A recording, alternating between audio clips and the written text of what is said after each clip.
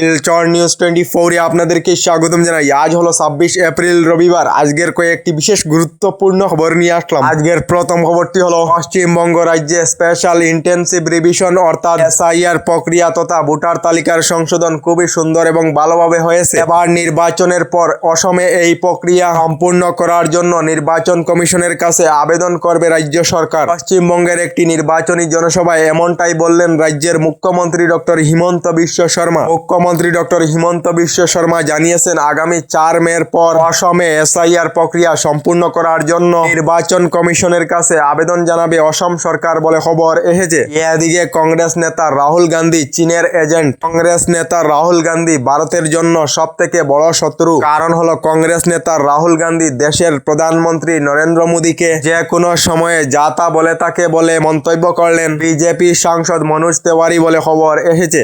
এদিকে বন্ধ হয়ে পড়েছে এবার পেটিএম পেমেন্টস ব্যাংক। গ্রাহকদের টাকা অসুরক্ষিত হওয়ার অভিযোগের পর পেটিএম পেমেন্টস ব্যাংক লিমিটেডের অনুজ্ঞাপত্র অর্থাৎ লাইসেন্স বাতিল করেছে ভারতীয় রিজার্ভ ব্যাংক অফ ইন্ডিয়া, যার ফলে এবার পেটিএম পেমেন্টস ব্যাংক সম্পূর্ণভাবে বন্ধ হয়ে পড়েছে। তবে পেটিএম এর ইউপিআই পেমেন্ট আগের মতোই চলাচল করবে বলে জানানো হয়েছে।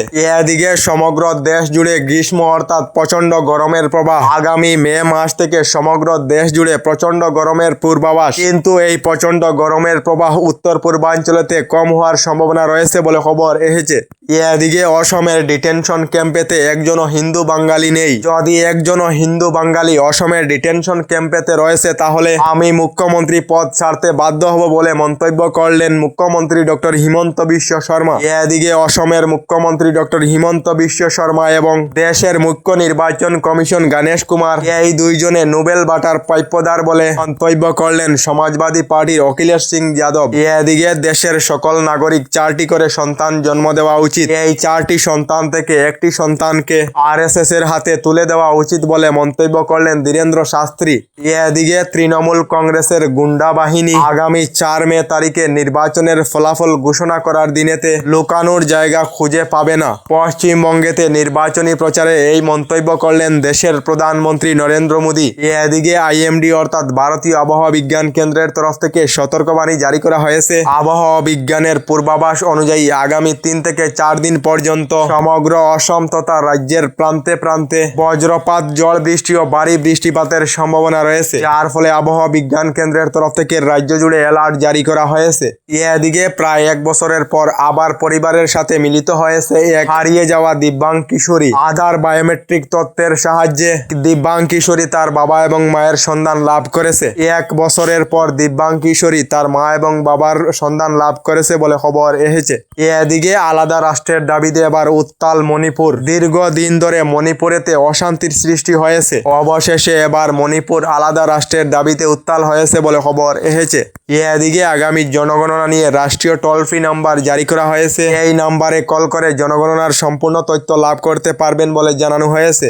এদিকে রাজ্যের লাখ লাখ পুরুষ এবং মহিলাদের জন্য এসেছে একটি ভালো খবর। শুধু মহিলাদেরকে নয়, পুরুষদেরকেও অরুণোদয় প্রকল্পে অন্তর্ভুক্ত করা হবে। পুরুষদেরকে অরুণোদয় প্রকল্পের মাধ্যমে টাকা প্রদান করা হবে। এবার একটি পরিবারের 2 জনকে অরুণোদয় প্রকল্পে অন্তর্ভুক্ত করা হবে এবং অরুণোদয় প্রকল্পের 1250 টাকার পরিবর্তে 3000 করে টাকা প্রদান করা হবে। মহিলা এবং পুরুষ উভয়দেরকে অরুণোদয় প্রকল্পে অন্তর্ভুক্ত করা হবে। বিয়ে হওয়ার পর থেকেই মহিলাদেরকে অরুণোদয় প্রকল্পে অন্তর্ভুক্ত করা হবে আবার ঘোষণা করলেন রাজ্যের মুখ্যমন্ত্রী ডক্টর হিমন্ত বিশ্ব শর্মা। এবার রাজ্যে কার সরকার গঠন করা হবে আপনাদের মতামত কমেন্টে নিশ্চয়ই জানাবেন।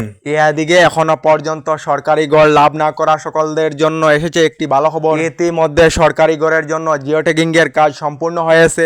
এবার রাজ্যের 15 লাখ লোকেদেরকে নতুন সরকারি গড় দেওয়া হবে বলে প্রতিশ্রুতি দেওয়া হয়েছে। আমাদের ডেইলি খবরগুলি ভালো লাগলে আমাদের ভিডিওতে লাইক দিয়ে চ্যানেলটিকে সাবস্ক্রাইব করে নেবেন।